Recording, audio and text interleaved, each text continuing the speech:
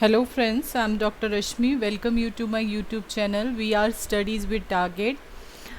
Day 2 आज हम बात करेंगे यूनिट 4 के बहुत ही इम्पॉर्टेंट टॉपिक की, दैट इज़ नॉर्मलाइजेशन, जिसके अंदर हम कवर करेंगे all normal forms, that is first normal form, second normal form, third normal form, BCNF, fourth normal form and fifth normal form with example. ये एक ऐसा टॉपिक है जो बहुत बार NTA नेट में पूछा गया है और it is a favourite topic of UGC net, जिसमें से मेनली क्वेश्चंस आते ही आते हैं, चाहे वो आपका क्वेश्चन इस तरीके से हो कि आपसे कोई डेफिनेशन पूछ ली जाए, या हो सकता है कि आपसे क्लोज़र पूछ लिया जाए, या हो सकता है आपसे कि कोई आपको फंक्शनल डिपेंडेंसीज दे रखी हैं and you have to find कि वो फर्स्ट नॉर्मल फॉर्म में है, सेकंड नॉर्मल फॉर्म में है या थर्ड नॉर्मल फॉर्म में है। तो इस टाइप से हमारे पास क्वेश्चन नॉर्मलाइजेशन वाले टॉपिक से ज़रूर आता ही आता है, और मेनली 2 या 2 से ज़्यादा क्वेश्चंस भी इस टॉपिक से पूछे गए हैं। तो इट्स इम्पॉर्टेंट टॉपिक और आज हम ये टॉपिक कवर करेंगे। अगर आपको ये वीडियो अच्छी लगे तो please like, subscribe and share my channel. तो स्टार्ट करते हैं। सबसे पहले हम बात करेंगे व्हाट इज़ नॉर्मलाइजेशन। नॉर्मलाइजेशन है क्या और हम नॉर्मलाइजेशन को क्यों यूज़ कर रहे हैं। तो सबसे firstly normalisation is a process to remove the redundancy. Normalisation वो प्रोसेस है that remove the redundancy. Redundancy means duplication of data और avoid undesirable characteristic like insertion, deletion and updation anomalies in the database table. जो भी हमारा database table है उसके अंदर रिटर्डेंसी को रिमूव करने के लिए, या हमारी अनडिजायरेबल करेक्टरिस्टिक्स होती है, जैसे हम डेटा इंसर्ट कर रहे हैं, डिलीट या अपडेट कर रहे हैं, तो कोई प्रॉब्लम्स जो हमारी क्रिएट हो रही हैं, ये सारी प्रॉब्लम्स को रिमूव करने के लिए हम कौन से प्रोसेस को यूज़ करते हैं। We use a process normalization. अब नॉर्मलाइजेशन प्रोसेस अप्लाई कैसे करेंगे, इसके लिए we divide our table into a smaller tables, और कह सकते हैं हम कि हम अपने बड़े टेबल्स को, जो हमारे पास डेटा है, उसको हम इस तरीके से डिवाइड करेंगे सिस्टमेटिक वे में कि हमारा जो टेबल है वो डिकम्पोज होता जाए और छोटे छोटे पार्ट्स में डिवाइड होता जाएगा, और हमारी जो उसके अंदर प्रॉब्लम्स है दैट इज़ डुप्लीकेशंस और एनॉमलीज, वो प्रॉब्लम्स हमारी क्या हो जाएंगी, सॉल्व होती जाएंगी। तो मेन गोल क्या होता है नॉर्मलाइजेशन का, कि to remove the redundancy and to avoid the undesirable characteristics. तो इसको समझने के लिए फॉर एग्जांपल यहाँ पर एक एग्जांपल दे रखा है। ये तब है जब हमने नॉर्मलाइजेशन का कॉन्सेप्ट यूज़ नहीं किया था। तो अगर नॉर्मलाइजेशन का कॉन्सेप्ट नहीं यूज़ करते हैं देन रिटर्डेंसी क्रिएट होती है। रिटर्डेंसी क्या क्रिएट करती है, that create the problem of inconsistency. Inconsistency मतलब होता है कि आपका जो डेटा है वो अगर एक से ज़्यादा लोकेशन पे स्टोर हो रखा है तो दैट मीन्स वो डेटा आपका सेम नहीं है, हर जगह पर आपको डिफरेंट टाइप ऑफ वैल्यूज़ मिल रही हैं सेम डेटा की। तो इस टाइप से जो प्रॉब्लम्स है वो रिटर्डेंसी की वजह से आती है, बिकॉज आपका डेटा जो है वो एक से ज़्यादा लोकेशन पे स्टोर हो रखा है सेम डेटा, साथ साथ वेस्टेज ऑफ स्टोरेज स्पेस होती है। तो इस टाइप की प्रॉब्लम को सॉल्व करने के लिए हमने नॉर्मलाइजेशन का कॉन्सेप्ट यूज़ किया था। इसको हम समझते हैं किस तरीके से। फॉर एग्जांपल ये आपका एक टेबल दे रखा है दैट इज़ कस्टमर टेबल, जिसके अंदर हमारे पास कस्टमर ID है, कस्टमर नेम है, प्रोडक्ट ID है, प्रोडक्ट नेम है, प्राइस है। अगर मैं इस टेबल को देखूँ तो इसके अंदर हमारा जो product ID, product name and price है वो क्या हो रहा है, आपका रिपीट हो रहा है। प्रोडक्ट ID जो है वो आपका डेटा जो है वो फॉर एग्जांपल P001, जिसका प्रोडक्ट नेम क्या है, कीबोर्ड है, वो आपका 3 टाइम्स रिपीट हो रहा है डिफरेंट कस्टमर्स के लिए। तो इस टाइप से जो हमारा है वो क्या क्रिएट कर रहा है, दैट क्रिएट द रिटर्डेंसी। ठीक है। सिमिलरली अगर हम डेटा को इंसर्ट करते हैं, फॉर एग्जांपल अगर मुझे P003 एक प्रोडक्ट इंसर्ट करना है, मुझे एक नया प्रोडक्ट की वैल्यू ऐड करनी है, तो मैं वो तब तक ऐड नहीं कर सकती जब तक कि उस प्रोडक्ट को कोई कस्टमर जो है वो बाय नहीं करता है, क्योंकि यहाँ पर हमें कस्टमर की डिटेल भी डालनी पड़ेगी। तो these are the insertion anomaly. Similarly इसी तरीके से डिलीशन एनॉमलीज, अगर मैं P00 जो डेटा है, अगर मैं C003 कस्टमर के डेटा को डिलीट करती हूँ तो P0032 वाला डेटा जो है वो ऑलरेडी क्या हो जाएगा, हमारा रिमूव हो जाएगा।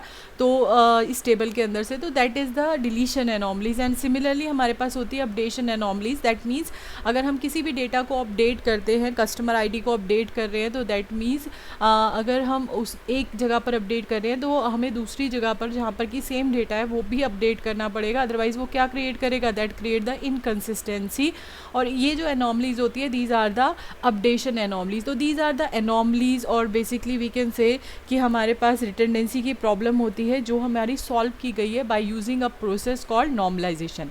तो नॉर्मलाइजेशन को डेवलप किसने किया था? ईगर कोड ने किया था, 1970s में किया था। और इसके अंदर हम अपने जो टेबल है उसको हम डिवाइड करते जाते हैं। तो हम किस लेवल तक लेके जाते हैं? तो हमारे पास जो नॉर्मलाइजेशन है उसको हमने 5 नॉर्मल फॉर्म तक डिवाइड किया, that is first normal form, second normal form, third normal form. And third normal form के पास हमारे पास आता है BCNF, that fourth normal form, fifth normal form. तो these are the normal forms जो हम पढ़ने वाले हैं अभी आगे, और इट्स इम्पॉर्टेंट टॉपिक। तो प्लीज़ इसको अगर आपको कहीं पर भी कोई भी डाउट होता है तो प्लीज़ कमेंट सेक्शन में मुझे ज़रूर बताएं। तो स्टार्ट करते हैं। सबसे पहले हमारा है first normal form. First normal form क्या कहती है आपकी, कि कोई भी आपका जो टेबल है, जिस भी टेबल की आप बात कर रहे हो, जिस भी रिलेशन की आप बात कर रहे हो, वो रिलेशन फर्स्ट नॉर्मल फॉर्म में जब होगा जब आपकी जो भी डोमेन है, डोमेन क्या होता है आपका, जो भी एट्रीब्यूट्स के अंदर वैल्यूज़ होती हैं, हर डोमेन के अंदर जो है वो एटॉमिक वैल्यू होनी चाहिए। दे does not contain the composite and multi value attribute. उसके अंदर composite and multi value attribute नहीं होने चाहिए, एटॉमिक वैल्यू होनी चाहिए। दैट इन जो अगर एटॉमिक वैल्यू होगी that means that is in the first normal form. तो यहाँ पर अगर हम देखें इस टेबल के अंदर, एम्प्लॉय टेबल के अंदर जो हमारा डिपार्टमेंट है that is sales and marketing वाला, यहाँ पर आप देखोगे इस E00 एम्प्लॉय ये दोनों डिपार्टमेंट में वर्क कर रहा है। तो दैट मीन्स यहाँ पर ये एटॉमिक वैल्यू नहीं है। तो that means this table is not in the first normal form. तो हमें इसे किस फॉर्म में लाना पड़ेगा? We have to convert it into the first normal form, क्योंकि फर्स्ट नॉर्मल फॉर्म ये कहता है कि हमारे हर कॉलम के अंदर क्या होनी चाहिए, सिंगल वैल्यूज़ होनी चाहिए, एटॉमिक वैल्यू होनी चाहिए, ना कि कॉम्पोजिट और मल्टी वैल्यू। तो उसको हम कैसे कन्वर्ट करेंगे? हम इस तरीके से डिफाइन करेंगे, for converting table into the first normal form हम हर जो वैल्यू है, जो डिपार्टमेंट एट्रीब्यूट था उसमें सिंगल वैल्यू स्टोर करेंगे। तो किस तरीके से हम डिफाइन करेंगे? हम E001 रजत 34 सेल्स एक रो बनाएंगे, and then E001 Rajat 34 marketing second row बनाएंगे। तो देन इन दिस केस जो हमारा ये जो टेबल बनकर आया है ये किस फॉर्म में आ गया है? That is in the first normal form. तो फर्स्ट नॉर्मल फॉर्म क्या कहता है कि जितनी भी हमारी डोमेन के अंदर वैल्यूज़ है वो सारी क्या होनी चाहिए? दैट इज़ एटॉमिक, वो कंपोजिट और मल्टी वैल्यू नहीं होनी चाहिए। तो that is your first normal form. Now हम किसकी बात करेंगे? Second normal form. But second normal form को समझने से पहले हमें कुछ कॉन्सेप्ट्स को समझना पड़ेगा। तो सबसे पहले हम बात करते हैं what is functional dependency. Functional dependency का मतलब होता है कि अगर हम किसी भी एक एट्रीब्यूट के थ्रू दूसरे एट्रीब्यूट की वैल्यू फाइंड कर पा रहे हैं, that means that is functionally dependent on the attribute A, attribute functionally dependent on the attribute B. जैसे फॉर एग्जांपल हमारे पास एक टेबल दे रखा है that is department. Department table के अंदर 2 कॉलम्स है, that is department ID and department name. ठीक है, तो डिपार्टमेंट आईडी जो है वो फंक्शनली डिपेंडेंट होगा डिपार्टमेंट नेम के ऊपर। दैट मीन्स आप ये कह सकते हैं सिंपल वे में कि आप इसको किस तरीके से डिफाइन करेंगे कि डिपार्टमेंट आईडी के थ्रू यूनिकली आप आइडेंटिफाई कर पा रहे हो किसको? डिपार्टमेंट नेम एट्रीब्यूट्स को। तो that means that is a functionally dependency.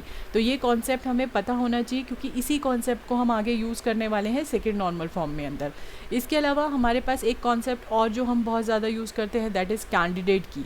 Candidate की क्या होती है? कोई भी मिनिमल सेट ऑफ एट्रीब्यूट्स। कोई भी मिनिमल सेट ऑफ एट्रीब्यूट मतलब एक टेबल के अंदर कोई भी ऐसे कॉलम्स, कोई भी ऐसे एट्रीब्यूट्स जो मिनिमल मतलब सबसे छोटा से छोटा एट्रीब्यूट जिसके थ्रू हम हर टपल को, हर वैल्यूज़ को यूनिकली आइडेंटिफाई कर पाएँ, तो वो क्या कहलाएगा आपका? That is called your candidate key. जैसे फॉर एग्जांपल एम्प्लॉय टेबल के अंदर अगर हम बात करें एम्प्लॉय आईडी की, तो एम्प्लॉय आईडी के थ्रू अगर मैं सारी वैल्यूज़ को फाइंड कर पा रही हूँ, that means employ ID is your minimal का मतलब that is your candidate key.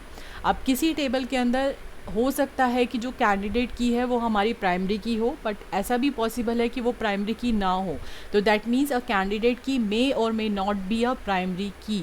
तो ये हमें ध्यान रखना है कि कैंडिडेट की कोई ज़रूरी नहीं है कि वो प्राइमरी की हो, बट हो भी सकती है। तो दैट मीन्स जैसे अगर मैं एक एग्जांपल लेती हूँ कि एक टेबल के अंदर रजिस्ट्रेशन आईडी है, ठीक है, और रोल नंबर है, तो जो हमारा ये दोनों एट्रीब्यूट्स हैं, चाहे वो रोल नंबर हो चाहे वो रजिस्ट्रेशन नंबर हो, ठीक है, ये दोनों ही एट्रीब्यूट्स क्या बन सकते हैं आपके, दैट इज़ योर कैंडिडेट की, क्योंकि जब भी हम इसके थ्रू वैल्यू फाइंड करेंगे we find all the values of the attribute. आप कह सकते हो कि सारे एट्रीब्यूट्स की, सारे टप्पल की वैल्यू आप यूनिकली फाइंड कर सकते हो। बट अगर मैंने प्राइमरी की रजिस्ट्रेशन आईडी को बना दिया तो that means roll number is not your primary key, but roll number is your candidate key. तो कैंडिडेट की मे और may not be a primary key, तो ये कॉन्सेप्ट हमें ध्यान रखना है। नेक्स्ट इसके बाद करते हैं सुपर की। सुपर की क्या होती है आपकी, कोई भी जो हमारी कैंडिडेट की है, जो जिसके थ्रू हम यूनिकली आइडेंटिफाई कर पा रहे हैं, अगर हम उसके साथ कोई और कॉलम ऐड करते हैं और उसके थ्रू भी हम यूनिकली आइडेंटिफाई कर पा रहे हैं किसी टपल को, तो that means that is called your super key. तो अ सेट ऑफ एट्रीब्यूट, ठीक है, ऑफ अ रिलेशन, किसी भी रिलेशन के जो सेट ऑफ एट्रीब्यूट्स हैं जिसके थ्रू हम क्या कर पा रहे हैं, यूनिकली आइडेंटिफाई कर पा रहे हैं डेटा को, टपल्स को, तो that means that is called your super की। जैसे एम्प्लॉय टेबल के अंदर अभी हमने पढ़ा था, employ ID is your minimal key, that is candidate key. But अगर मैं एम्प्लॉय आईडी और ई नेम दोनों को मिला दूँ तो भी मैं यूनिकली डेटा को आइडेंटिफाई कर पा रही हूँ, that means that is your super की। सिमिलरली एम्प्लॉय आईडी और ई सिटी को अगर मैं कंबाइन कर दूं, या एम्प्लॉय आईडी, ई नेम और ई स्टेट को कंबाइन कर दूं, तो that is called your super key. तो these are all the super key of the EMP table. ये कॉन्सेप्ट हमारे आगे यूज़ होने वाले हैं, कैंडिडेट की और आपका फंक्शनल डिपेंडेंसी, तो ये आपको पता होने चाहिए कि क्या होते हैं, ठीक है।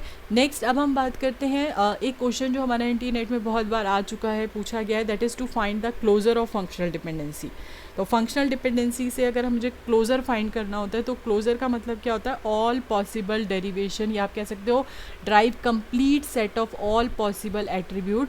तो वो क्या कहलाता है आपका, that is called your closure of functional dependency. इसको रिप्रेजेंट किसके थ्रू करते हैं, that can be represented with the help of F plus के थ्रू हम इसको रिप्रेजेंट कर सकते हैं, ठीक है। तो जैसे फॉर एग्जांपल मैं आपको एक एग्जांपल देती हूँ, यहाँ पर एक टेबल दे रखा है, दैट इज़ एक रिलेशन दे रखा है, दैट इज़ आर, जिसके अंदर हमारे पास एट्रीब्यूट्स दे रखे हैं A B C D E F, and these are the functional dependency जो हमें बता रखे हैं कि ए के थ्रू हम बी को फाइंड कर सकते हैं। ए डी को मिलाकर अगर हम ए डी कॉलम को कंबाइन करें तो उससे हमें क्या वैल्यू मिल सकती है, सी कॉलम मिल सकती है। बी को अगर हम फाइंड करें तो बी से हमें एफ मिल सकता है। तो these are the functional dependency, and we have to find the closure of the functional dependency. इन सब फंक्शनल डिपेंडेंसी का क्लोजर फाइंड करना है।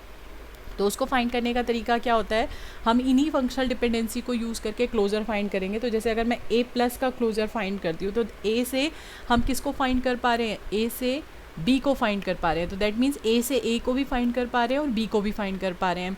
अगर हम ए से ए और बी दोनों को फाइंड कर पा रहे हैं तो हमारे पास बी आ गया। तो अब बी से हम किसको फाइंड कर सकते हैं, अकॉर्डिंग टू थर्ड कंडीशन, हम थर्ड फंक्शनल डिपेंडेंसी, हम बी से एफ को भी फाइंड कर सकते हैं।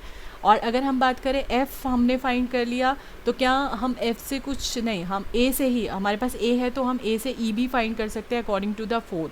तो सिमिलरली हम इस तरीके से ये सारी वैल्यूज़ निकालेंगे, that means we can find the closure of all the functional dependency जो यहाँ पर दे रखी है। जैसे सी है, सी से हम सिर्फ सी ही को फाइंड कर सकते हैं एट्रीब्यूट्स को, इसके अलावा और कोई एट्रीब्यूट्स नहीं फाइंड कर सकते according to these given functional dependency. तो that means C plus is जो हमारा है क्लोजर ऑफ सी, वो क्या है, सी ही होगा। जैसे बी से अगर हम कहें तो बी से बी एंड बी से एफ भी फाइंड कर सकते हैं, that means B and F these are the closure, हम ये क्लोजर फाइंड कर रहे हैं। तो इस तरीके से हम फाइंड करते हैं। नेक्स्ट ये वाला क्वेश्चन 98 नेट में जून 2007 में आ चुका है पेपर सेकंड के अंदर, and you have to find the candidate key. Candidate key कौन सी होगी, वो मिनिमल की जिसके थ्रू मैं सारे के सारे एट्रीब्यूट्स फाइंड कर पाऊँ, सारी की सारी वैल्यूज़ को फाइंड कर पाऊँ, तो that is called your candidate key. तो इसको कैसे फाइंड करते हैं, जैसे ये हमारी these are the functional dependency जो हमें दे रखी हैं, हमें इसके थ्रू फाइंड करना है। और अगर मैं किसी भी एक कॉम्बिनेशन के थ्रू सारी वैल्यू फाइंड कर पा रही हूँ, that means these are the candidate key. जैसे अगर मैं लूँ ए प्लस, तो अगर मैं ए लेती हूँ तो ए से मैं ए और बी फाइंड कर पा रही हूँ, एफ फाइंड कर पा रही हूँ और ई फाइंड कर पा रही हूँ। बट अगर मैं इसको देखूँ तो इसमें हमारा डी नहीं है, सी नहीं है, दैट मीन्स हम सारी वैल्यू नहीं फाइंड कर पा रहे। तो that means that is not a minimal candidate की। मिनिमल की या कैंडिडेट की हमारी वो होती है जिससे हम सारे एट्रीब्यूट्स फाइंड कर पाए। अगर हम ए और सी लेते हैं तो ए और सी से हम क्या फाइंड कर पा रहे हैं, ए से हम क्या फाइंड कर पा रहे थे, बी फाइंड कर पा रहे थे, ठीक है, और हमारे पास बी से एफ फाइंड कर पा रहे हैं, एफ से ई फाइंड कर पा रहे हैं। तो इस तरीके से हम ये सारी वैल्यूज़ फाइंड कर पा रहे हैं।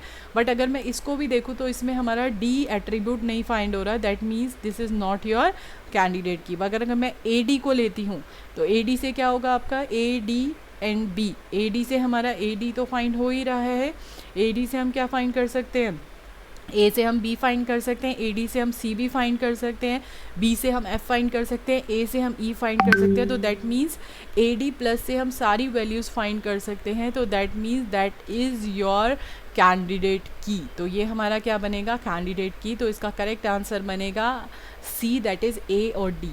तो ये जो है दीज आर द कैंडिडेट की, मिनिमल की जिसको हम कहते हैं, और इस पे क्वेश्चन कई बार एनटीए नेट में पूछा गया है। तो इट्स इम्पॉर्टेंट टॉपिक, तो आपको ध्यान से समझना है। इसके बाद नेक्स्ट ये मैं आपके लिए कुछ क्वेश्चंस लेके आई हूँ। अगर हम यहाँ पर देखें तो यहाँ पर भी आपको सिमिलरली उसी तरीके से फाइंड करना है। अगर हम ये वाला क्वेश्चन करके देखते हैं तो इसका आंसर किस तरीके से आएगा आपका, आपके पास ये फंक्शनल डिपेंडेंसीज दे रखी हैं, ठीक है। आपको ये फाइंड करना है कि इसकी कैंडिडेट की कौन सी है या इसकी की कौन सी है। तो अगर हम सी डी लेते हैं, करेक्ट, पहला वाला लेते हैं, तो फर्स्ट से हम सी और डी फाइंड कर सकते हैं। सी से अगर हम फर्स्ट देखें फंक्शनल डिपेंडेंसी तो एफ भी फाइंड हो सकता है आपका, ठीक है। उसके अलावा हमारे पास और क्या है आपका, सी एंड डी एफ हो गया आपका, ठीक है, करेक्ट। तो ये हम यहाँ से फाइंड कर पा रहे हैं। इसके अलावा और तो हमारे पास कोई नहीं है। तो दैट मीन्स हम इसमें सारी वैल्यू नहीं फाइंड कर पा रहे हैं। बट अगर मैं ई और सी लेती हूँ, ई एंड सी सेकेंड वाला, तो ई और सी से हम ई और सी तो फाइंड कर पा रहे हैं, ठीक है। ई से हम किसको फाइंड कर पा रहे हैं, ए को भी फाइंड कर पा रहे हैं, ठीक है। सी से हम किसको फाइंड कर पा रहे हैं, एफ को फाइंड कर पा रहे हैं। ई सी से हम किसको फाइंड कर पा रहे हैं, डी को भी फाइंड कर पा रहे हैं। और ए ऑलरेडी हमारे पास है तो ए से हम किसको फाइंड कर पाएंगे, बी को। तो दैट मीन्स ई सी से हम सारी की सारी वैल्यू फाइंड कर पा रहे हैं। तो इसका करेक्ट आंसर क्या बनकर आएगा, दैट इज़ ई सी। तो इस तरीके से आपको क्या करना है, you have to find it कि आपकी कौन सा वाला ऐसा मिनिमल एट्रीब्यूट निकल के आ रहा है जिसके थ्रू हम सारी वैल्यू सारे एट्रीब्यूट्स फाइंड कर पा रहे हैं। तो वो क्या कहलाएगा, उसका कैंडिडेट की, मिनिमल की कहलाएगा। या आप इसी तरीके से क्या फाइंड कर सकते हो, you can find the closure of the functional dependency, correct. तो ये क्वेश्चन है, इसको आप खुद ट्राई करके देखना और प्लीज़ कमेंट सेक्शन में इसका आंसर मुझे बताना, ठीक है। ये इस तरीके से आपके पास फंक्शनल डिपेंडेंसी, आप इसे पॉज करके स्क्रीनशॉट लेके then you can solve it and answer जो है आप कमेंट सेक्शन में बताएं। सिमिलरली ये क्वेश्चन भी एनटीए नेट में पूछा गया है, तो आप ट्राई कर सकते हैं इस क्वेश्चन को, ये रिपीटेड है आई थिंक, ठीक है। तो आप इस क्वेश्चन को भी ट्राई करके देख सकते हैं। इसके बाद हम बात करते हैं what is second normal form. तो हमने अभी जो कॉन्सेप्ट्स पढ़े हैं उसी के ऊपर आपकी सेकंड नॉर्मल फॉर्म आती है।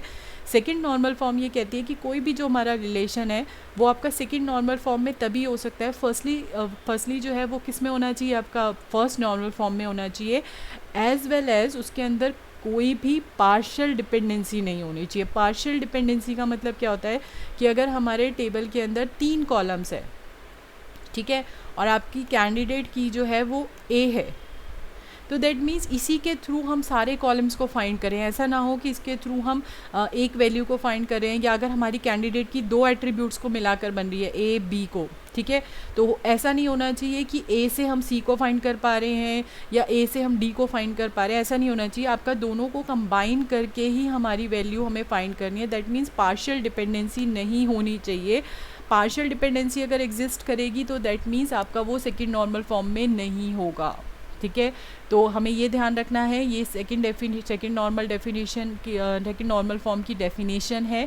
इसका मैं आपको एक ट्रिक भी बताऊंगी, बहुत इंपॉर्टेंट ट्रिक है जो हम आगे पढ़ने वाले हैं। तो इसके थ्रू हम क्या कर सकते हैं, इजीली फाइंड कर सकते हैं कि हमारा सेकंड नॉर्मल फॉर्म में है या नहीं है। तो इसको अदर वर्ड में हम ये भी बोल सकते हैं कि जो भी हमारे नॉन प्राइम एट्रीब्यूट्स हैं must be fully functionally dependent on the key. Fully functionally dependent होना चाहिए, सेकेंड नॉर्मल फॉर्म के अंदर पार्शियल डिपेंडेंसी नहीं होनी चाहिए। मुझे याद है एनटीए नेट में एक क्वेश्चन प्रीवियस ईयर में पूछा गया था जिसमें उन्होंने मैच के लिए दे दिया था और इस तरीके से दिया था कि फर्स्ट सेकंड नॉर्मल फॉर्म दे दिया था, ठीक है, फिर उसके बाद थर्ड नॉर्मल फॉर्म दे दिया था, इस तरीके से मैच के लिए दिया था आपको, ठीक है। इसी तरीके से फोर्थ फिफ्थ नॉर्मल फॉर्म का क्वेश्चन था। एंड यहाँ पर आपको पार्शियल नहीं लिखा था, यहाँ पे लिखा था फुली फंक्शनल डिपेंडेंसी, ठीक है, फुली फंक्शनल डिपेंडेंसी। नेक्स्ट लिखा था जैसे आपका ट्रांजिटिविटी, ठीक है। नेक्स्ट लिखा था तो आपको वो नहीं दे रखा था जो नहीं होना चाहिए, वो दे रखा था जो होना चाहिए। दैट मीन्स कि सेकंड नॉर्मल फॉर्म अगर हम अब मैच करने की कोशिश करेंगे तो हमें सेकंड नॉर्मल फॉर्म को क्या बताना चाहिए, दैट मीन्स उसके अंदर फुली फंक्शनल डिपेंडेंसी होनी चाहिए, उसके अंदर पार्शियल डिपेंडेंसी नहीं होनी चाहिए। तो ये मैचिंग करते समय वो थोड़ा बहुत कन्फ्यूज़न करने के लिए इस तरीके से भी क्वेश्चन आपको देते हैं, सो दैट बहुत बेसिक क्वेश्चन होता है बट क्योंकि हमें कॉन्सेप्ट क्लियर नहीं होते तो हम उस क्वेश्चंस में कंफ्यूज हो जाते हैं। ठीक है। इसके बाद मैंने यहाँ पर एक टर्म यूज़ किया दैट इज़ नॉन प्राइम और प्राइम एट्रीब्यूट। तो जो भी हमारी कैंडिडेट की बनकर आई है उस कैंडिडेट की का जो पार्ट होते हैं, जो एट्रीब्यूट्स उस कैंडिडेट की का पार्ट होते हैं that is called your prime attribute, और जो उसका पार्ट नहीं होंगे that is called your non prime attribute. जैसे फॉर एग्जांपल अगर मैं यहाँ पर एक फंक्शनल डिपेंडेंसी की बात करूँ तो यहाँ पर A से हमें B मिल रहा है, B से D मिल रहा है। अगर हम फाइंड करें इसका तो इसकी जो मिनिमल कैंडिडेट की निकल के आएगी या मिनिमल की निकल के आएगी दैट इज़ AC। ठीक है, AC से हम सारे एट्रीब्यूट्स फाइंड कर सकते हैं। So candidate key is AC।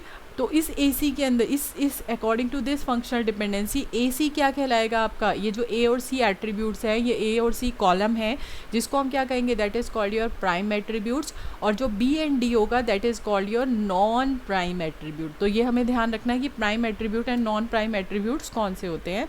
इसके बाद पार्शियल डिपेंडेंसी मैंने अभी आपको बताई थी। पार्शियल डिपेंडेंसी का मतलब होता है कि अगर हमारा A और B, फॉर एग्जांपल A और B हमारा एक की है तो दैट मीन्स A B से ही हमें C वैल्यू फाइंड होनी चाहिए। ऐसा नहीं है कि A से C फाइंड हो रही है या B से फाइंड हो रही है। अगर ये कंडीशन हो रही है दैट मीन्स उसके अंदर क्या है, पार्शियल डिपेंडेंसी है, और पार्शियल डिपेंडेंसी है तो that means that table is not in second normal form, नहीं होगा सेकेंड नॉर्मल फॉर्म में अगर उसके अंदर पार्शियल डिपेंडेंसी होगी।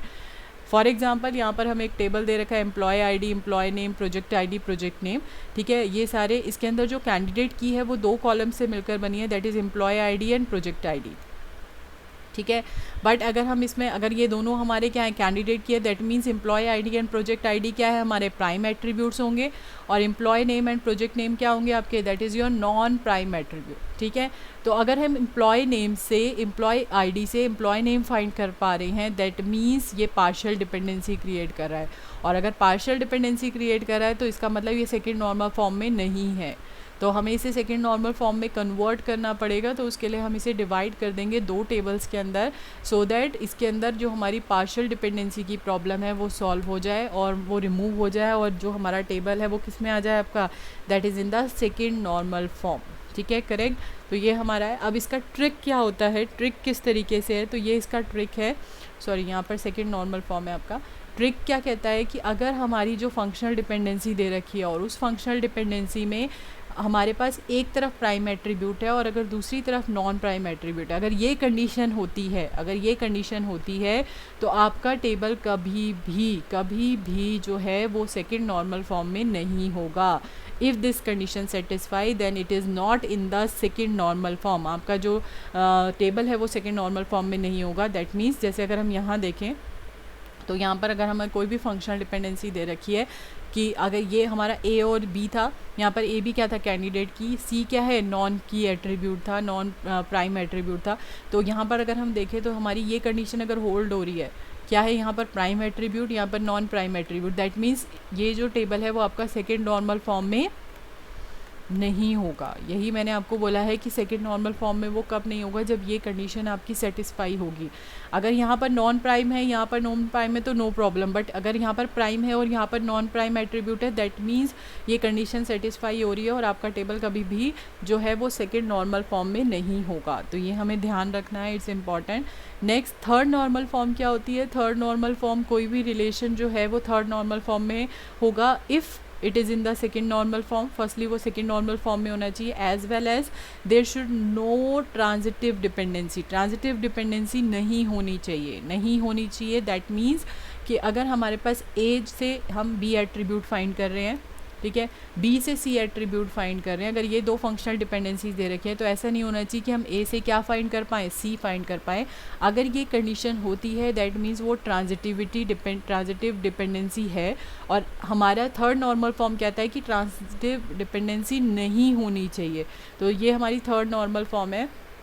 फॉर एग्जाम्पल जैसे यहाँ पर दे रखा है आपका कि आप इसके थ्रू फाइंड कर पा रहे हो इसको, इसके थ्रू हम फाइंड कर पा रहे हैं अगर इसको, और इन दोनों इसके थ्रू अगर मैं ये फाइंड कर पा रही हूँ, तो that means that create a transitive functional dependency. और ये ट्रांजिटिव फंक्शनल डिपेंडेंसी अगर है तो that means third normal form में नहीं आ सकता आपका टेबल। तो you have to divide this table into the smaller table so that जो हमारी थर्ड नॉर्मल फॉर्म है वो उसमें हम उसको कन्वर्ट कर सकें।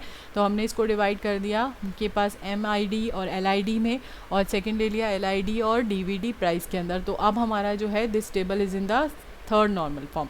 अब थर्ड नॉर्मल फॉर्म का जो ट्रिक है वो सेम वैसा ही है जैसे मैंने आपको सेकंड नॉर्मल फॉर्म में बताया था। अगर आपकी टेबल के अंदर जो भी फंक्शनल डिपेंडेंसी दे रखी है उसमें अगर दोनों तरफ नॉन प्राइम एट्रीब्यूट्स आते हैं तो that means this table is not in third normal form. अगर नॉन प्राइम एट्रीब्यूट अगर हमको दोनों फंक्शनल डिपेंडेंसी में मिल जाते हैं दैट मीन्स वो टेबल हमारा कभी भी थर्ड नॉर्मल फॉर्म में नहीं होगा। तो ये इसके थ्रू हम इजीली फाइंड कर सकते हैं इन ट्रिक्स के थ्रू कि हमारा जो टेबल है वो आपका जो है जो फंक्शनल डिपेंडेंसी है वो फर्स्ट नॉर्मल फॉर्म में, सेकंड थर्ड में है। तो जैसे फॉर एग्जांपल ये आपका एक एग्जांपल दे रखा है, इसी से मैं आपको ट्रिक समझाती हूँ जो मैंने आपको बताई है। आपके हमारे पास एक रिलेशन दे रखा है जिसके अंदर ABCD 4 एट्रीब्यूट्स दे रखे हैं, ठीक है। हमारे पास ये फंक्शनल डिपेंडेंसी दे रखी है, A से B C फाइंड हो रहा है, B से D फाइंड हो रहा है। हमें ये बताना है कि फर्स्ट नॉर्मल फॉर्म में है, थर्ड नॉर्मल फॉर्म में है, सेकंड नॉर्मल फॉर्म में है।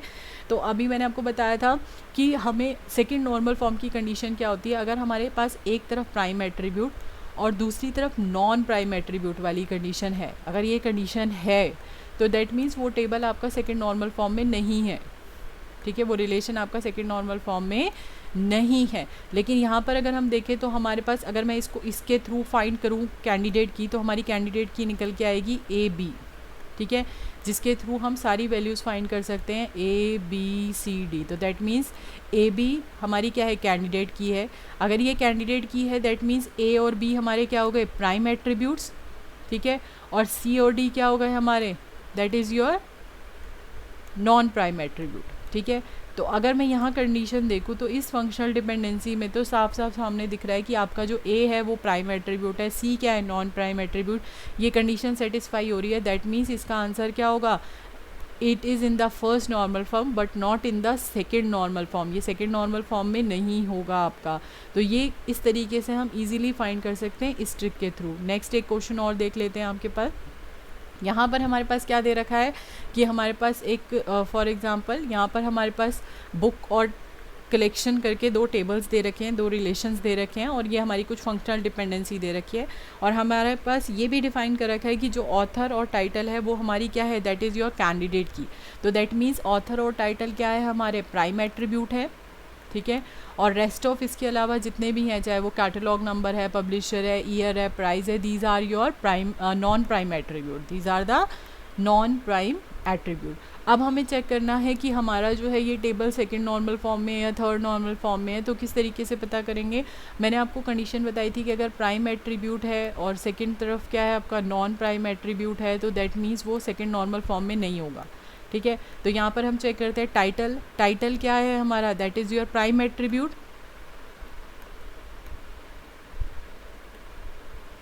That is your sorry title and author दोनों दे रखा है, टाइटल एंड ऑथर दोनों डिफाइन कर रखा है। तो दैट मीन्स हमारे पास क्या है ये आपका, तो ये हमारी कैंडिडेट की है, प्राइम एट्रीब्यूट नहीं है, ये हमारी क्या है, दैट इज़ योर कैंडिडेट की।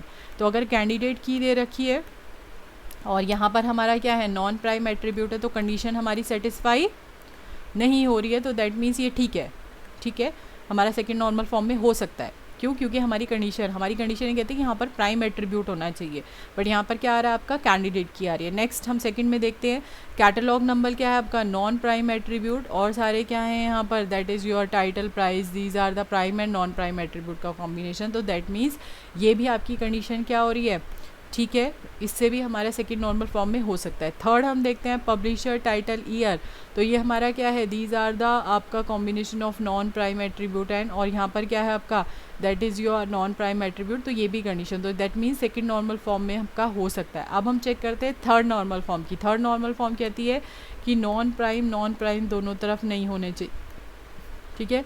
नॉन प्राइम आपके दोनों तरफ नहीं होने चाहिए। तो आप वो कंडीशन चेक करो कि नॉन प्राइम की आपकी वैल्यू तो नहीं आ रही है, यहाँ पर तो कैंडिडेट की आ रही है आपकी, इसके थ्रू कॉम्बिनेशन बन रहा है। तो नॉन प्राइम का अगर इस तरीके से हम फाइंड कर पा रहे हैं, हमारी वैल्यू डिफाइन हो रखी है, तो दैट मीन्स आपका जो टेबल है हम उसको फाइंड कर सकते हैं कि जो हमारा टेबल है वो थर्ड नॉर्मल फॉर्म में भी हो सकता है। तो इस तरीके से आप इन दो कंडीशन, इन ट्रिक्स के थ्रू जो है वो इजीली क्या कर सकते हैं, यू कैन फाइंड कि आपका जो टेबल है वो फर्स्ट नॉर्मल फॉर्म में, सेकेंड नॉर्मल फॉर्म में या थर्ड नॉर्मल फॉर्म में। और ये एंटी नेट के ही क्वेश्चन हैं जो पूछे गए हैं, जो कई बार आए हुए हैं। तो इम्पॉर्टेंट टॉपिक है, इम्पॉर्टेंट है, एक बार प्रैक्टिस करके देखना, और अगर कोई डाउट होता है दैन मुझे कमेंट सेक्शन में ज़रूर बताना, ठीक है। नेक्स्ट इसके बाद थर्ड हमारे पास जब BCNF आता है, सॉरी थर्ड नॉर्मल फॉर्म आती है, तो थर्ड नॉर्मल फॉर्म के बाद नेक्स्ट हमारे पास आती है BCNF, that is boycott normal form. Boycott normal form क्या होती है, जो ये कहती है कि एवरी डिटर्मिनेंट इज़ कैंडिडेट की, जो हमारा हर डिटर्मिनेंट है वो क्या होना चाहिए, आपका कैंडिडेट की होना चाहिए। या इसको हम इस तरीके से भी कह सकते हैं कि अगर X डिपेंड ऑन A, आप ये कह सकते हो, तो that means X should be super की। X क्या होना चाहिए हमारा, सुपर की होना चाहिए। एक टेबल जो है वो BCNF में इफ़ एवरी फंक्शनल डिपेंडेंसी, जो भी हमारी फंक्शनल डिपेंडेंसी है उसमें X should be super key of R। तो ये अगर हमारी कंडीशन है तो that means that table is in the BCNF। तो जैसे हमारे पास एक टेबल दे रखा है, दैट इज़ एम्प्लॉय टेबल, जिसके अंदर एम्प्लॉय ID है, कंट्री है, एम्प्लॉय डिपार्टमेंट है, डिपार्टमेंट टाइप है, नंबर ऑफ़ एम्प्लॉयज़ हैं, ठीक है। तो अगर हम इस टेबल को देखें तो एम्प्लॉय ID जो है वो के थ्रू हम डिपार्टमेंट फाइंड कर पा रहे हैं। सिमिलरली डिपार्टमेंट के एम्प्लॉय डिपार्टमेंट के थ्रू हम department number of employees find कर पा रहे हैं। और इस टेबल के अंदर अगर हम देखें तो कैंडिडेट की है हमारा employee ID and employee department, these are the candidate key through which we can find the all the attributes, ठीक है। तो इसके थ्रू हम इजीली सारे एट्रीब्यूट्स फाइंड कर सकते हैं। लेकिन ये टेबल आपका क्या है, BCNF में नहीं होगा। क्यों? क्योंकि मैंने अभी बताया था आपको एम्प्लॉय ID और non employee department along are the key, ये खुद में सिंगल की नहीं है, ठीक है, सिंगल की नहीं है। तो that means that table is not in the BCNF। तो हमें इसको BCNF में कन्वर्ट करना पड़ेगा और हमें अपने टेबल को डिवाइड करना पड़ेगा। तो इस तरीके से हम अपने टेबल को डिवाइड करेंगे सो दैट हमारी सारी कंडीशंस क्या हो रही हैं, सेटिस्फाई हो रही हैं, सारी कंडीशन सेटिस्फाई हो रही हैं। तो that means that table is in the BCNF। तो it is a sticker form of, आप कह सकते हैं ये मोर स्टिक फॉर्म है किसकी, थर्ड नॉर्मल फॉर्म की। और BCNF क्या है आपका, जिसमें एवरी डिटर्मिनेंट क्या होता है आपका, कैंडिडेट की होता है। हर जो कॉलम्स है जो हम यूज़ कर रहे हैं दैट इज़ योर कैंडिडेट की और सुपर की आप कह सकते हो। तो ये हमारा किसके अंदर है, BCNF। इसके बाद नेक्स्ट ये हमारे पास क्वेश्चंस हैं कुछ जो हमारे NTA नेट के ही हैं, जिसमें हमसे पूछा गया है ये आपके कुछ वैल्यूज़ दे रखे हैं, एट्रीब्यूट्स दे रखे हैं, फंक्शन आपको बताना है कि ये आपका सेकेंड नॉर्मल फॉर्म में, थर्ड नॉर्मल फॉर्म में है, ठीक है। तो सिमिलरली मैंने आपको बताया था सेकेंड नॉर्मल फॉर्म को कैसे चेक करेंगे, नॉन प्राइम और प्राइम एट्रीब्यूट। तो पहले कैंडिडेट की निकालेंगे। तो अगर हम इसका कैंडिडेट की निकालें तो AB, ठीक है, AB से हम AB फाइंड कर सकते हैं, C फाइंड कर सकते हैं, D। तो दैट मीन्स इसका कैंडिडेट की क्या निकल के आया है, that is AB is your candidate की। और CD क्या है, जो हमारे यहाँ पर AB अगर कैंडिडेट की है दैट मीन्स ये प्राइम एट्रीब्यूट हो गए, ये नॉन प्राइम एट्रीब्यूट हो गए।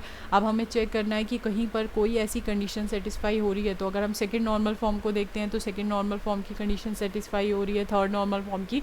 तो उसके लिए हम दोबारा से क्या करेंगे, prime attribute, non and prime attribute को डिफाइन करेंगे। तो प्लीज़ कमेंट सेक्शन में इसका आंसर मुझे ज़रूर बताएं, ठीक है। अगर किसी को कोई डाउट हो तो भी मुझे बताएं सो दैट मैं इस वीडियो को डिटेल में और लेकर आऊँ, ठीक है। नेक्स्ट उसके बाद हम बात करते हैं इसका जो एग्जांपल आएगा, इसका जो आंसर आएगा that is third normal form, ठीक है। ट्राई करके देखना सारे के सारे। अगर किसी को भी कोई डाउट हो तो फिर मुझे कमेंट सेक्शन में ज़रूर बताएं। Next fourth normal form. Fourth normal form क्या कहती है, कोई भी टेबल आपका जो रिलेशन है वो फोर्थ नॉर्मल फॉर्म में जब होगा जब पहले वो आपका first second third normal form और BCNF में होना चाहिए, देन हम उसको किस में कन्वर्ट करेंगे, फोर्थ नॉर्मल फॉर्म में। फोर्थ नॉर्मल फॉर्म में जो हमारा कॉन्सेप्ट यूज़ होता है that is multi value dependency, जो नहीं होनी चाहिए। मल्टी वैल्यू डिपेंडेंसी नहीं होनी चाहिए। अगर मल्टी वैल्यू डिपेंडेंसी एग्जिस्ट करती है that means that table is not in the fourth normal form. तो ये हमें ध्यान रखना है, ठीक है। Fourth normal form is a level of database normalization where there are no non trivial multi value dependency other than a candidate key. तो कैसे फाइंड करेंगे, जैसे आपके पास ये टेबल दे रखा है। तो यहाँ पर अगर हम देखें तो हमारे पास स्टूडेंट, मेजर और hobbies, these are the student name, major, hobbies, these are the हमारे एट्रीब्यूट्स दे रखे हैं। अगर हम इस एट्रीब्यूट्स को चेक करते हैं तो हमारे पास मेजर और हॉबीज़ के बीच में क्या आ रही है, that is your multi value dependency. यानी मैनेजमेंट को अगर मैं देखूँ तो मैनेजमेंट से हमें डिफरेंट वैल्यूज़ हर बार मिल रही हैं, तो that means that create a multi value dependency. तो इस प्रॉब्लम को हम सॉल्व करेंगे फोर्थ नॉर्मल फॉर्म में। कैसे हम डिवाइड करेंगे अपने टेबल को, डिवाइड करने के बाद हमारे पास एक टेबल बनेगा student and major, second table बनेगा स्टूडेंट एंड हॉबीज़ का। तो अगर अब हम देखते हैं तो हमारी जो मल्टी वैल्यू डिपेंडेंसी की प्रॉब्लम थी वो यहाँ सॉल्व हो गई है। तो फोर्थ नॉर्मल फॉर्म क्या कहता है आपका कि इसके अंदर कभी भी मल्टी वैल्यू डिपेंडेंसी नहीं होनी चाहिए। तो ये हमारा मेन कॉन्सेप्ट है fourth normal form. And last one हमारी क्या है, फिफ्थ नॉर्मल फॉर्म। तो फिफ्थ नॉर्मल फॉर्म क्या कहती है आपकी कि आपका जो टेबल है that is in the fourth normal form. आपका जो रिलेशन है वो क्या होना चाहिए, फोर्थ नॉर्मल फॉर्म में होना चाहिए। साथ साथ अगर हम उसको फिफ्थ नॉर्मल फॉर्म में चेक करना चाहते हैं तो हम कैसे चेक करेंगे कि इस कॉन्सेप्ट के अंदर अभी तक हम बात कर रहे थे कि हम अपने टेबल को बेसिकली डिवाइड करते जा रहे हैं सो दैट जो हमारा डिवीजन हो रहा है उससे हम रिडंडेंसी और एनॉमलीज़ को रिमूव कर सके। बट अगर हम अपने टेबल को रीजॉइन करते हैं, दोबारा से उसे ज्वाइन करते हैं और ज्वाइन करने के बाद अगर कहीं पर भी हमारा डेटा लॉस नहीं हो रहा, हमें ओरिजिनल डेटा मिल रहा है, या अगर हमारे कोई न्यू रिकॉर्ड ऐड नहीं हो रहा, तो दैट मीन्स हमारा जो टेबल है उसको हम क्या कहेंगे कि उसके अंदर जॉइंट डिपेंडेंसी नहीं है और आपका टेबल जो है वो किस में हो जाएगा, फिफ्थ नॉर्मल फॉर्म में हो जाएगा। तो यहाँ पे यही चीज़ इन्होंने बता रखी है, joining two or more decompose table should not lose record or not create a new record. तो वो क्या है आपका, that is in the fifth normal form में। हम कह सकते हैं कि जॉइंट डिपेंडेंसी नहीं होनी चाहिए आपकी। फिफ्थ नॉर्मल फॉर्म को हम pre project joint normal form भी कहते हैं, ठीक है। कोई भी रिलेशन जो है वो आपका फिफ्थ नॉर्मल फॉर्म में तब होगा जब वो आपका फोर्थ नॉर्मल फॉर्म में हो और आप उसके अंदर जो है lossless decomposition into the smaller tables नहीं होना चाहिए, वुड नॉट हैव अ, आपके पास नहीं होना चाहिए। तो किस तरीके से, जैसे हमारे पास एक टेबल दे रखा है, ठीक है, ये टेबल हमारे पास क्या दे रखा है आपका, subject, teacher name and class, ठीक है। इस टेबल के अंदर हमने इसको डिकम्पोज किया सो दैट हमारा जो है वो टेबल क्या हो जाए आपका नॉर्मल फॉर्म में आ जाए। तो हमने इसको डिकम्पोज किया, सब्जेक्ट और टीचर नेम एंड क्लास, ये डिकम्पोज कर आ गया। दैट मीन्स हमारी इसके अंदर एनोमलीज खत्म हो गई, रिटेंडेंसी खत्म हो गई फॉर एग्जांपल। लेकिन अब हम इसके ऊपर अगर दोबारा से इसको ज्वाइन करते हैं, ठीक है, अगर हम इसको दोबारा से ज्वाइन करते हैं तो हम देखेंगे कि कहीं ना कहीं हमारे पास एक रिकॉर्ड एक्स्ट्रा ऐड होकर आ रहा है जो हमारे प्रीवियस टेबल के अंदर नहीं था, यहाँ पर नहीं था, जो हमारा एक्चुअल टेबल है, ओरिजिनल टेबल है, उसमें नहीं था। दैट मीन्स ये टेबल आपका जो है वो इसके अंदर जॉइंट डिपेंडेंसी है, तो ये टेबल आपका नॉर्मल फॉर्म में नहीं है। तो हमें अपना डिकम्पोज इस तरीके से करना चाहिए सो दैट कि हम अगर उसे दोबारा से रीजॉइन करें तो उसके अंदर कोई भी अलग रो, आप न्यू डेटा आपका नहीं आए। जैसे यहाँ पर हम ज्वाइन कर रहे थे तो हमारा एक न्यू रो क्रिएट हो रहा था, एक न्यू डेटा अपने आप क्रिएट हो रहा था। तो दैट क्रिएट क्या क्रिएट कर रहा है आपका, that create a joint dependency, और वो हमारी नहीं होनी चाहिए अगर हम किसकी बात कर रहे हैं, फिफ्थ नॉर्मल फॉर्म की बात कर रहे हैं। तो ये हमारा ओवरऑल टॉपिक था, ठीक है, जो हमने पढ़ा था। तो अगर आपको समझ आया हो तो हमने सबसे पहले पढ़ा था कि व्हाट इज़ नॉर्मलाइजेशन। नॉर्मलाइजेशन वो प्रोसेस है जो हमारा रिमूव कर रहा है, रिटेंडेंसी को रिमूव कर रहा है बेसिकली, और एनॉमलीज़ को रिमूव कर रहा है। तो इसको प्रोसेस को करने के लिए हमारे पास क्या तरीका होता है, हमें सबसे पहले अपने टेबल को जो है वो डिवाइड करना होता है। फर्स्ट नॉर्मल फॉर्म ये कहती है कि एटॉमिक वैल्यू होनी चाहिए, सेकेंड नॉर्मल फॉर्म ये कहती है कि आपके पास फंक्शनल डिपेंडेंसी होनी चाहिए, फुली फंक्शनल डिपेंडेंसी होनी चाहिए, पार्शियल डिपेंडेंसी नहीं होनी चाहिए। थर्ड नॉर्मल फॉर्म क्या कहती है आपकी कि आपके पास ट्रांजिटिविटी नहीं होनी चाहिए। फोर्थ नॉर्मल फॉर्म कहती है मल्टी वैल्यू डिपेंडेंसी नहीं होनी चाहिए, और फिफ्थ नॉर्मल फॉर्म कहती है कि आपके पास जॉइंट डिपेंडेंसी नहीं होनी चाहिए। इसके अलावा हमने क्लोजर निकालना सीखा है। नेक्स्ट क्लोजर के साथ साथ हमने ये चेक किया था कि अगर आपके पास कुछ फंक्शनल डिपेंडेंसी दे रखी है तो आपको ये फाइंड करना होगा कि वो first normal form, second normal form, third normal form में है। तो एनटीए नेट में इस टाइप से क्वेश्चंस पूछे जाते हैं। अगर आपको कोई भी डाउट होता है तो प्लीज़ कमेंट सेक्शन में मुझे ज़रूर बताएं। ये बहुत इंपॉर्टेंट टॉपिक है, मैं अगेन बोल रही हूँ। तो सारे के सारे इस टॉपिक को बहुत अच्छे से रिवाइज़ करें। इसकी जितने से ज़्यादा प्रैक्टिस आप कर सकते हैं उतनी ज़्यादा प्रैक्टिस करें। प्रीवियस ईयर क्वेश्चंस को चेक करें। प्रीवियस ईयर क्वेश्चंस में मेनली स्टेटमेंट से रिलेटेड क्वेश्चंस भी आते हैं आपके पास, न्यूमेरिकल फॉर्म में जिस तरीके से मैंने आपको बताया इस तरीके से भी क्वेश्चन आते हैं, क्लोजर फाइंड करने के लिए भी आते हैं। तो इट्स इम्पॉर्टेंट। तो अगर किसी को कोई भी डाउट होता है, मैं अगेन बोल रही हूँ, प्लीज़ कमेंट सेक्शन में मुझे ज़रूर बताएं। Thank you so much. I hope आप सबको समझ आया हो। Thank you so much for your valuable time. Please like, subscribe and share my channel. Thank you so much.